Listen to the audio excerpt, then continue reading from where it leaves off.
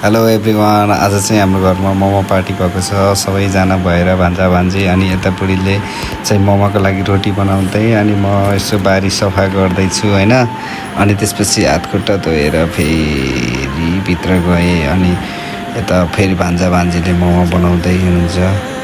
अनि मोमो रेडी भयो, भान्जीले एक ट्राई भानिन् अनि मैले यसो हेल्प गरिदिएँ कि बाहिर आएर होइन। अनि रोटी बनाइदिएँ। यता बुढीले चाहिँ चटनी बनाउनको लागि रेडी गर्दैछन् यता। अनि मैले नि यसो हल्का सहयोग भनौँ न। अनि यता रेडी हुँदैछ, भान्जाले बनाउँदै हुनुहुन्छ। यता भान्जा ज्वाइँले मोमो यसो हल्का काटेँ, अब चटनी रेडी हुँदैछ। अनि हल्का सानो सानो पिस बनाएर अनि यता बनाएको त रेडी भइसकेछ मोमो। अनि सबैजना भएर नि मोमो खाँदै अनि सङ्क्रान्ति त बवालै मनाइयो।